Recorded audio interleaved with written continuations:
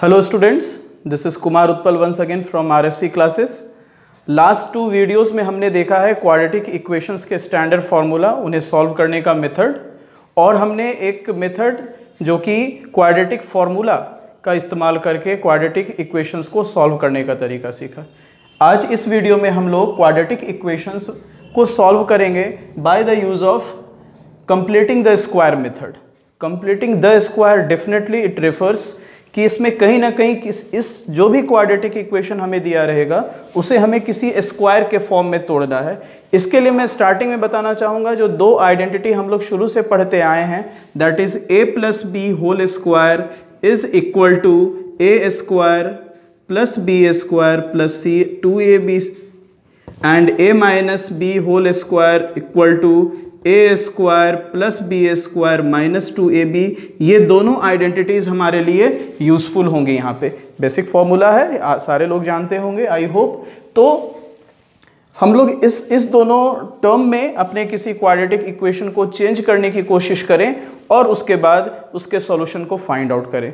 So we will start with some example, but before that मैं आपको कुछ tricks बताना चाहूँगा। उन ट्रिक्स को आप माइन्यूटली अभी समझें, उसे नोट डाउन करें ताकि क्वेश्चंस को सॉल्व करने में हमें आसानी हो।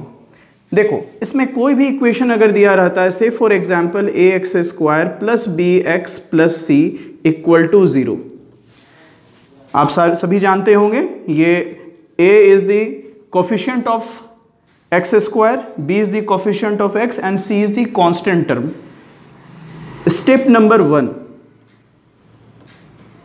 कैसे इसे सॉल्व करें। स्टेप नंबर 1, सबसे पहले पूरे क्वाड्रेटिक इक्वेशन को एक्स स्क्वायर के कोफिशिएंट से डिवाइड करते हैं। Divide the quadratic equation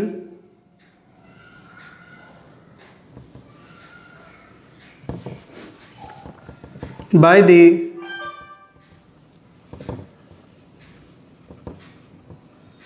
coefficient of A. Okay, step 2।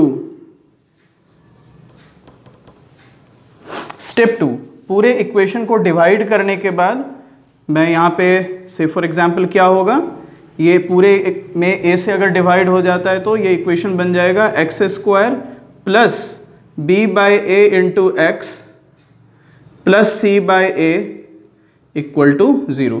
Definitely जब पूरे इक्वेशन में एक्स स्क्वायर के कोफिशिएंट से डिवाइड करेंगे तो ये मेरा टर्म कुछ इस फॉर्म में होगा। हम लोग एग्जाम्पल्स करेंगे, ये सारे, ये तो मैं जनरल टर्म में आपके सामने एक्सप्लेन कर रहा हूँ, फिर इसे हम लोग एग्जाम्पल में इम्प्लीमेंट करेंगे। स्टेप नंबर 2 क्या करना होता है, आपको आइडेंटिफाई करना पड़ता है। Identify the coefficient of x, that is as per here, यहां पे क्या है, this is b by a।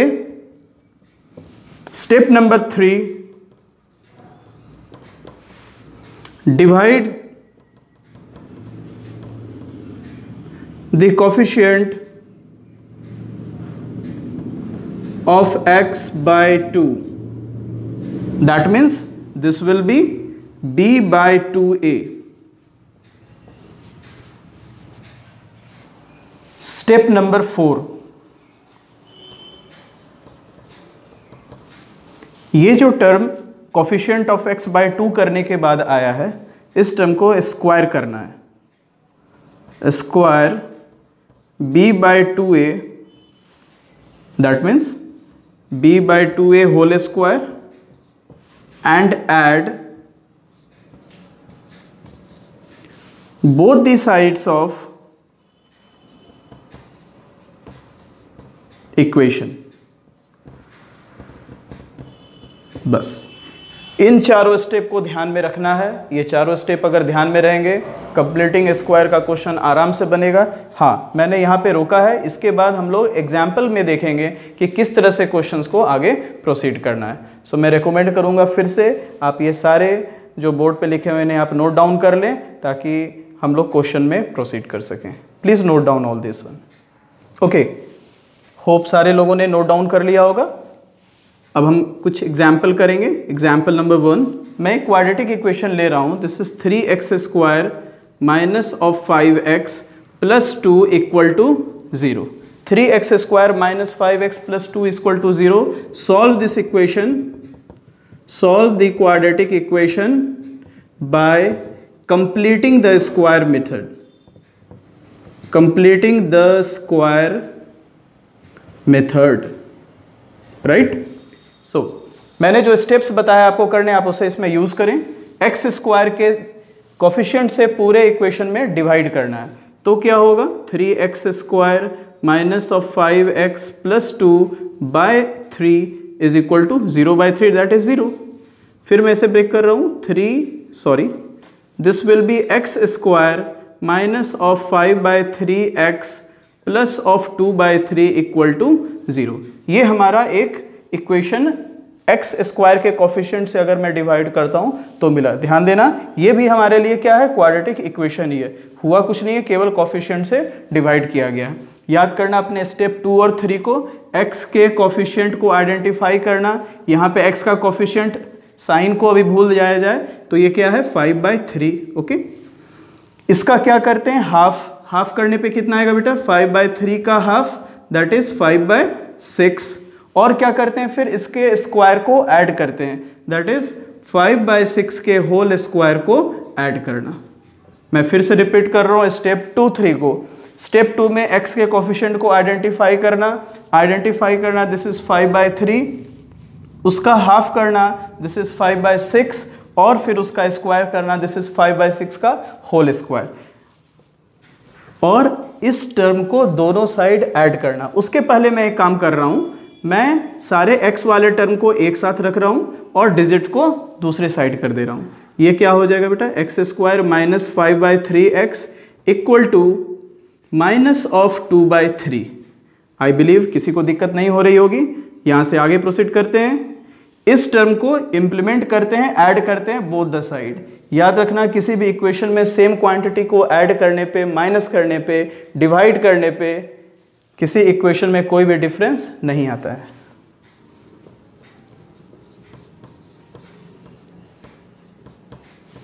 Okay, equal to minus of 2/3 plus of 5/6 का होल स्क्वायर. ठीक है, फिर इससे आगे बढ़े. अब ध्यान देना है, इसे हमें किसी स्क्वायर के टर्म में तोड़ना है और ये 100% a square minus 2ab plus b square के फॉर्म में दिख रहा है हमें. बस हमें अरेंजमेंट करना है. कैसे, ध्यान दोगे, एक्स स्क्वायर माइनस 2 इंटू, यहाँ a की जगह क्या है, x है, b की जगह क्या है यहाँ पे 5/6. अगर ध्यान दो बेटा तो 2 से अगर 6 को काटोगे 3, ये 5x/3, 100% ये मिडिल टर्म आ रहा है. इसका मतलब ये इक्वेशन स्क्वायर में कन्वर्ट होते जा रहा है.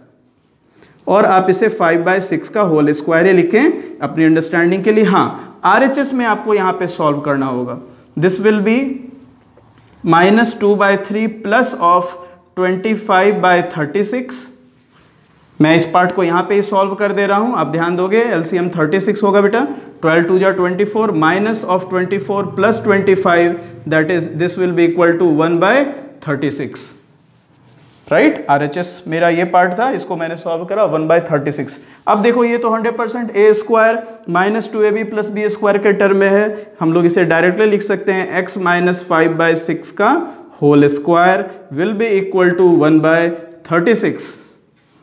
and x minus 5/6 will be equal to plus minus of root under of 1/36. आपको पता होगा, ये जब भी रूट बनेगा, ये स्क्वायर जब भी हटेगा तो ये प्लस माइनस, इसका मतलब यहाँ से आपको x की 2 वैल्यू मिलेगी. और देखो बेटा, ये क्या होगा यहाँ पे, प्लस माइनस ऑफ 1/6.